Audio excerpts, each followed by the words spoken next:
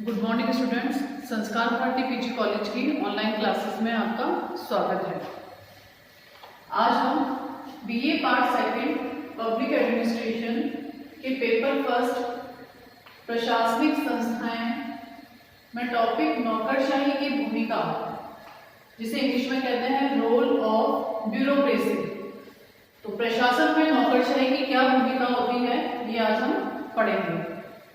भूमिका पढ़ने से पहले हमें पता होना चाहिए कि नौकरशाही कहते किसको है। नौकरशाही को अंग्रेजी में कहते हैं ब्यूरोक्रेसी।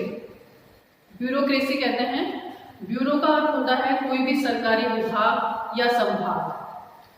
ब्यूरो का अर्थ ज्यादातर सरकारी विभागों के लिए होता है, अर्थात सरकारी कार्यों के लिए होता है। तो नौकरशाही मेन रूप से सरकारी विभागों में कार्य करने वाले कर्मचारियों के लिए प्रयोग में आता है, जो कि विभिन्न नियमों विनियमों के आधार पर कार्य करते हैं। सबसे पहले हम नौकरशाही की विशेषताएं पढ़ेंगे। सबसे पहली जो विशेषता होती है नौकरशाही की, वो है कानून एवं नियमों में अटूट विश्वास। नौकरशाही की पहली विशेषता का अर्थ है कि कानून और नियमों में इनका अटूट विश्वास होता है, अर्थात सरकारी विभाग में कोई भी कार्य होता है वो आसानी से नहीं होता है।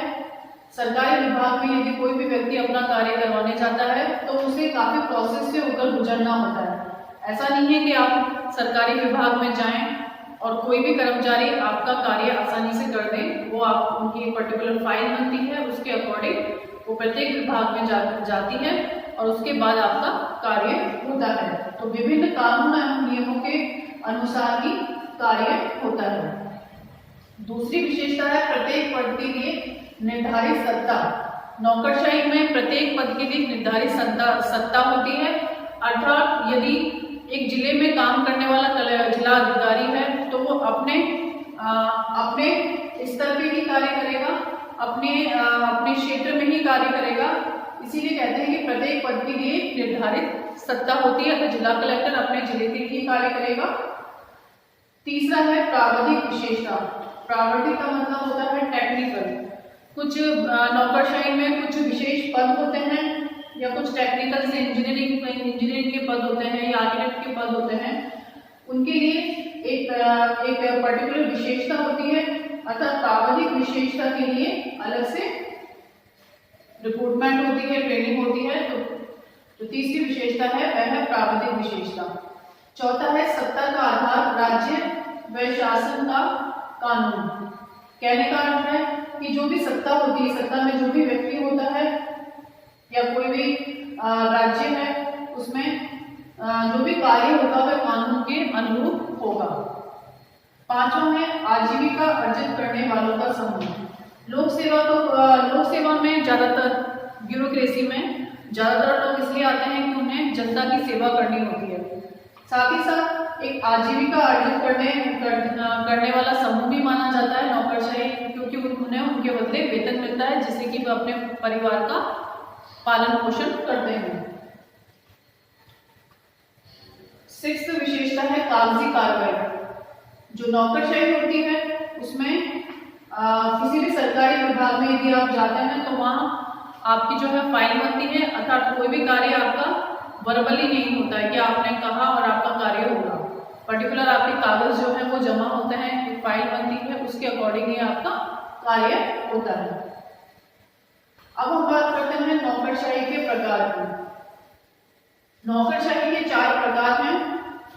पहला है अभिभावक नौकरशाही, दूसरा है जातीय नौकरशाही, तीसरा है संरक्षक नौकरशाही और चौथा है योग्यता नौकरशाही। पहले प्रकार की नौकरशाही है अभिभावक नौकरशाही। अभिभावक नौकरशाही जैसा कि नाम से स्पष्ट हो रहा है, एक अभिभावक की तरह नौकरशाही होती है, अर्थात अभिभावक नौकरशाही में काम करने वाले जो कर्मचारी होते हैं या लोक सेवक होते हैं वो जनता की सेवा के लिए कार्य करते हैं, इसीलिए इसे अभिभावक नौकरशाही कहते हैं। जातीय नौकरशाही इस प्रकार की जो नौकरशाही होती है, इसमें जो लोक सेवक होते हैं वो एक विशेष वर्ग से संबंधित होते हैं, एक विशेष जाति या विशेष वर्ग से संबंधित होते हैं, इसलिए इसे जातीय नौकरशाही कहते हैं। तीसरा है संरक्षक नौकरशाही। संरक्षक नौकरशाही का मतलब है कि जो राजनीतिक पार्टियों से संबंधित उच्च वर्ग के जो व्यक्ति होते हैं या राजनीतिक नेताओं के जो निकट व्यक्ति होते हैं वो यही चाहते हैं कि वो सेवा में बने रहें। तो संरक्षक नौकरशाही जो है वो राजनीतिक नेताओं के सामने के लोगों की होती है। चौथी जो नौकरशाही है वह है योग्यता नौकरशाही। जैसा कि नाम से स्पष्ट हो रहा है कि इसमें जो भी लोक सेवक आएंगे, जो भी ब्यूरोक्रेसी आएंगे, वो योग्यता पर आधारित होंगे, अर्थात उनके लिए विभिन्न प्रतियोगी परीक्षाएं आयोजित करवाई जाएंगी। उन विभिन्न प्रतियोगी परीक्षाओं के माध्यम से ही वे ब्यूरोक्रेसी में आते हैं। तो 4 प्रकार की नौकरशाही है: अभिभावक नौकरशाही, जाति नौकरशाही, संरक्षक नौकरशाही और योग्यता नौकरशाही। अब हम बात करते हैं भारतीय नौकरशाही की विशेषताएं। पहली जो भारतीय नौकरशाही की पहली जो विशेषता है वह है स्थायित्व, जिसे इंग्लिश में कहते हैं स्टेबिलिटी। भारतीय नौकरशाही जो है वो एक स्टेबिलिटी, स्थायित्व होती है, स्थायित्वता का मूल्य होती है, अर्थात विभिन्न राजनीतिक पार्टियां बदलती हैं, अलग अलग पार्टियां आती हैं, अलग अलग सरकारें आती हैं, लेकिन जो नौकरशाही है वो कभी नहीं बदलती है। नौकरशाही किसी की भी गवर्नमेंट हो, लेकिन नौकरशाही जो है वो अपने पद पर रहकर कार्य करती है, अर्थात नौकरशाही जो होती है वह स्थायी होती है। दूसरी जो विशेषता है वो राजनीति से तटस्थता है। नौकरशाही, अगर हम नौकरशाही की बात करें तो जिसकी भी गवर्नमेंट होगी, जिसकी भी सरकार होगी, उसी के अनुसार नौकरशाही कार्य करेगी, उसकी आज्ञा अनुसार ही कार्य करेगी। तो राजनीति से नौकरशाही की तटस्थता होती है। तीसरी विशेषता है व्यावसायिक। जो भारतीय नौकरशाही होती है वह व्यावसायिक रूप से भी अपनी महत्वता रखती है। चौथा जो विशेषता है वह है पदसोपान हम पहले ही पढ़ चुके हैं कि पदसोपान क्या होता है। इसमें निम्न श्रेणी से उच्च श्रेणी की ओर हम चलते हैं, अर्थात एक निम्न इसमें पिरामिड की समान संरचना होती है। नौकरशाही में जो उच्च अधिकारी होते हैं उनके नीचे काफी सारे अधीनस्थ कर्मचारी, अधीनस्थ लोक सेवक कार्य करते हैं। पांचवी जो विशेषता है यदि हम व्यवहारिक तौर पे देखें, ये तो सैद्धांतिक तौर पे हमने बात की थी कि स्थायित्व, राजनीतिक तटस्थता, व्यवसाय और पदसोपान होना है। यदि हम व्यवहारिक रूप से देखें, व्यवहारिक रूप से भारतीय नौकरशाही में क्या क्या विशेषताएं होती हैं वो है भ्रष्टाचार। जैसे कि आज के समय में हम देखते हैं कि आप किसी भी सरकारी विभाग में जाते हैं तो वहाँ कोई भी कार्य आपका आसानी से नहीं होता है, वहाँ विभिन्न प्रकार का जो भ्रष्टाचार व्याप्त है, इसके माध्यम से कार्य प्रभावित होता है। तो भारतीय नौकरशाही में कहीं ना कहीं भ्रष्टाचार भी व्याप्त होता है। फिर है लाल फीताशाही। लाल फीताशाही का अर्थ होता है कार्यों में अनावश्यक विलंब।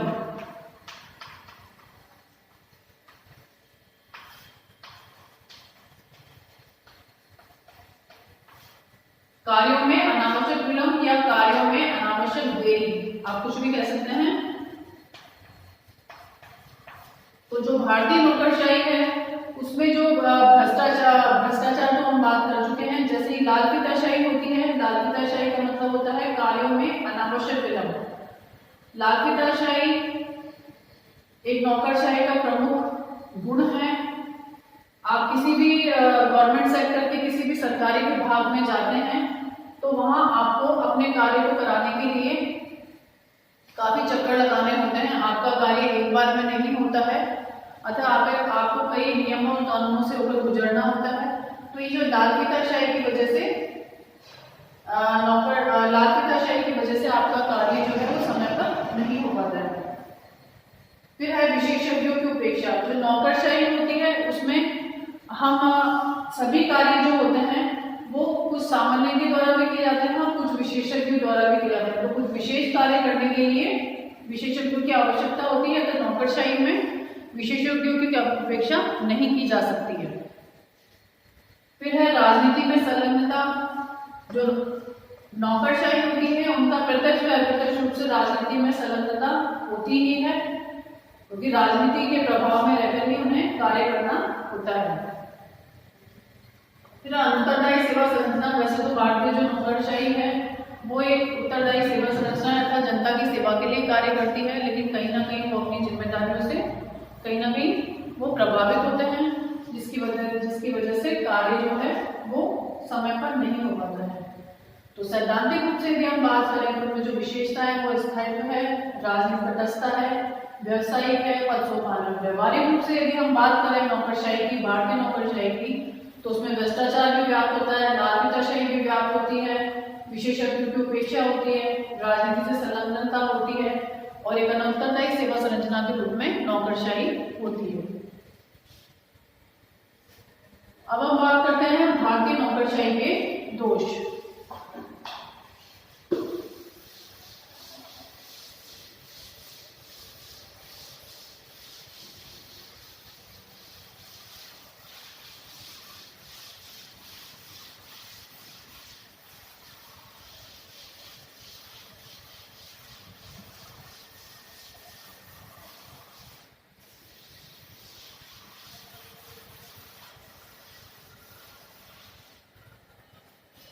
पहला जो दोष है भारतीय नौकरशाही का वह है जनसाधारण की उपेक्षा।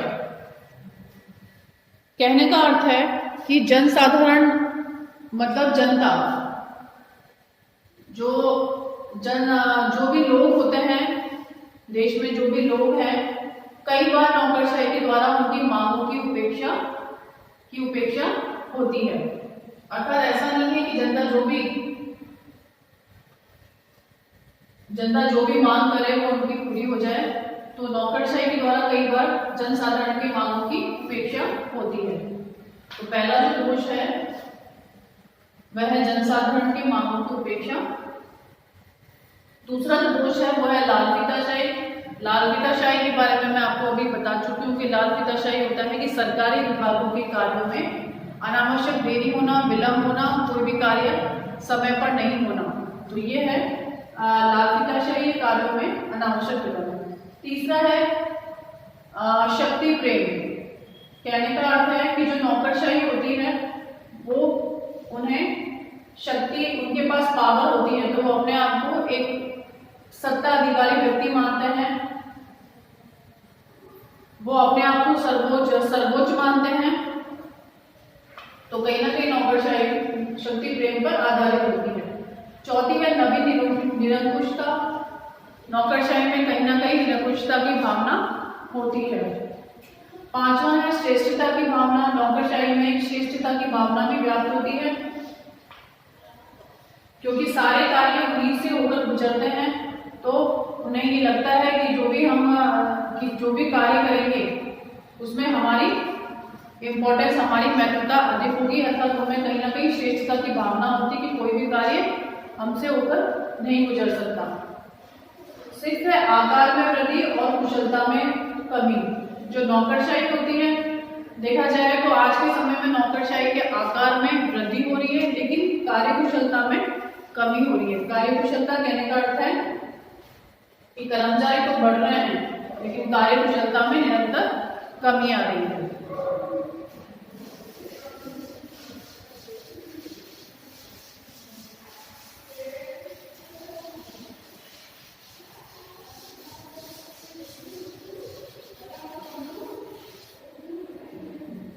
अब हम बात करते हैं प्रश्नों की। लघुत्रात्मक प्रश्न।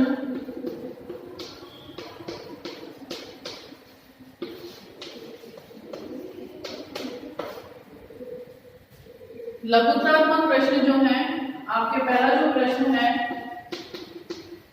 वह है नौकरशाही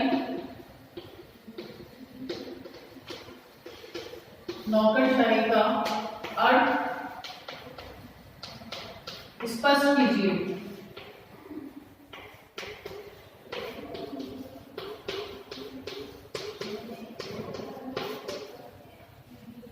दूसरा है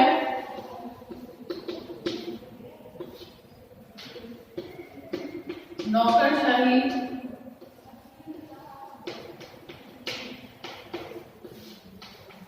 के प्रकार बताइए। नौकरशाही जो लघुतरात्मक प्रश्न है उसमें नौकरशाही का अर्थ स्पष्ट कीजिए, नौकरशाही के प्रकार बताइए। इस प्रकार से आपके छोटे प्रश्न बन सकते हैं।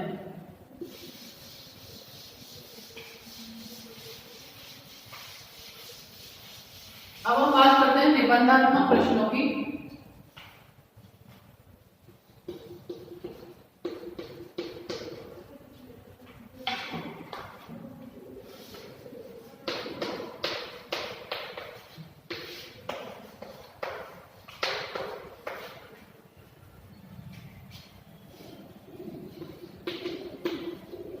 नौकरशाही का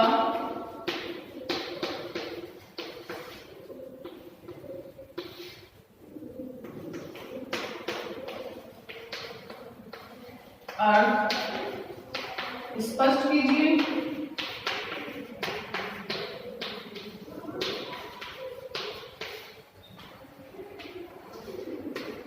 नौकरशाही के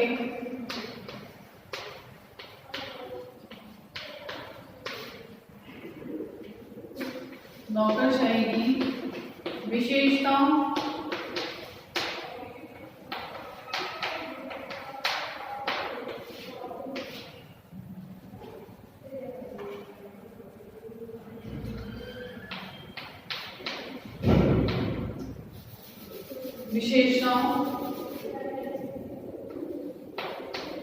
दोषों विशेषताओं एवं दोषों का सविस्तार वर्णन कीजिए।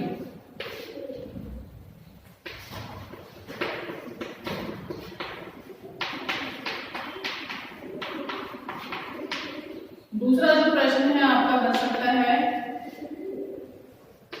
भारतीय नौकरशाही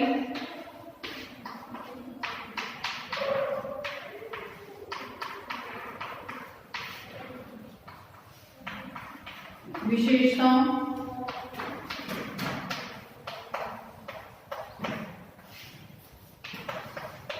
दोषों एवं उन्हें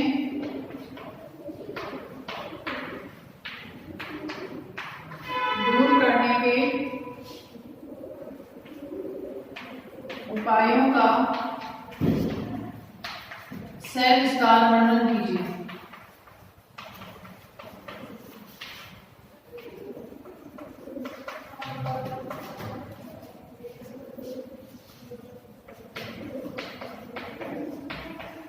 तो निबंधात्मक प्रश्न आपके दोनों तरह से बन सकते हैं। नौकरशाही का अर्थ स्पष्ट कीजिए, नौकरशाही की विशेषताओं एवं दोषों का सविस्तार वर्णन कीजिए। साथ ही ऐसे भी बन सकता है आपका कि भारतीय नौकरशाही की विशेषताओं दोषों एवं उन्हें दूर करने के उपायों का सविस्तार वर्णन कीजिए।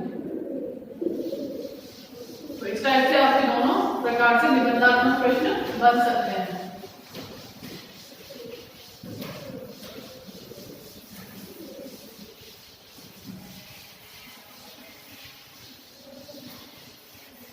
अब हम बात करते हैं कि आपको क्वेश्चन कैसे डिस्क्राइब करना है। तो आपको जिस प्रकार से भूमिका,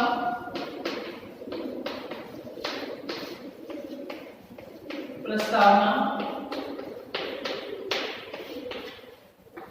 फिर नौकरशाही का अर्थ,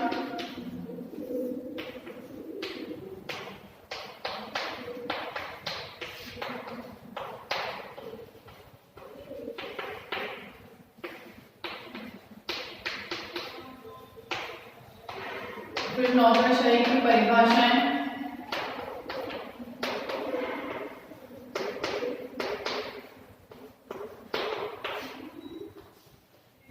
नौकरशाही की परिभाषाएं, इसके पश्चात नौकरशाही के लक्षण,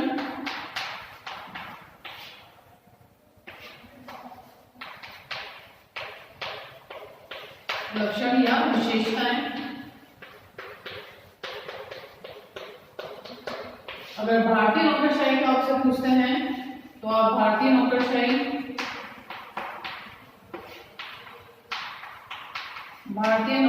की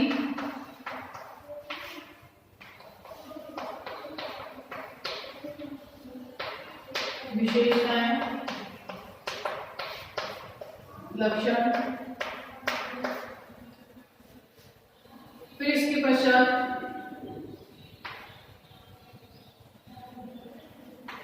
भारतीय नौकरशाही के दोष,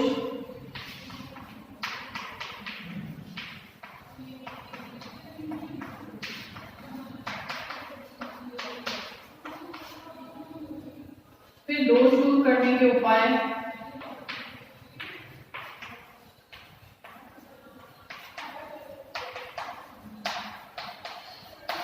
और फिर लास्ट में आपको निष्कर्ष देना है।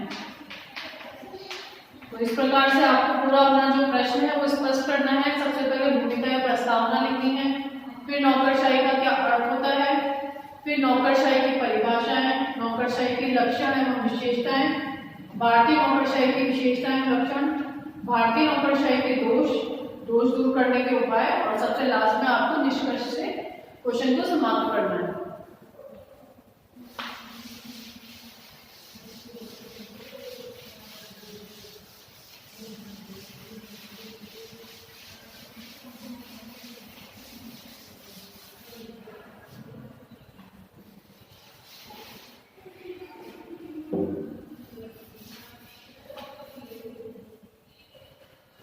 क्वेश्चन में हमें प्रकार भी, यदि प्रकार डिस्क्रिप्शन जो क्वेश्चन पूछता है तो उसमें आपको प्रकार भी बताने हैं। तो सबसे पहले जब आप प्रश्न स्पष्ट करेंगे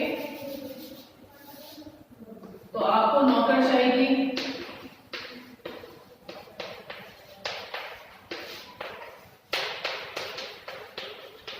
विशेषताएं, इसे आप इस प्रकार से जितनी भी विशेषताएं आपको 6, 7, 8 जो भी जितनी भी विशेषताएं आप यहाँ लिखें। तो ये आप इस प्रकार से एक्सप्लेन कर सकते हैं नौकरशाही की विशेषताएं। फिर आते हैं हम नौकरशाही के प्रकार में।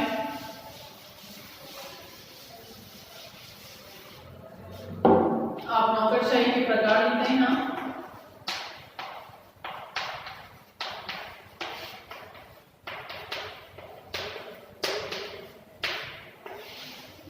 या आप इसे प्लॉट डायग्राम के माध्यम से इस प्रकार से बता दें, जिसमें आप जातीय नौकरशाही, संरक्षक नौकरशाही, योग्यता नौकरशाही, जातीय नौकरशाही, संरक्षक नौकरशाही, योग्यता नौकरशाही, इस प्रकार से आप चारों जो भी प्रकार है वो स्पष्ट कर सकते हैं। इस तरीके से डायग्राम बना सकते हैं और फिर उससे जो चारों प्रकार है उसको आप डिस्क्रिप्शन में बताएं, उसे सविस्तार बताएं। उसी प्रकार से नौकरशाही के दोष बताए, भारतीय नौकरशाही की विशेषताएं आपको बतानी है।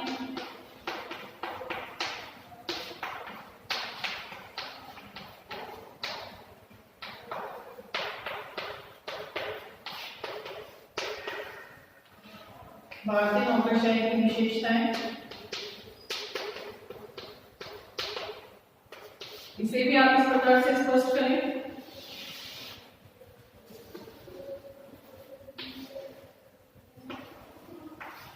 जैसे कि इसमें लालफिताशाही लिख दें, निरंकुश लिख दें, भ्रष्टाचार, इस प्रकार से आप सारे जो नाम हैं वो यहाँ पे स्पष्ट कर सकते हैं।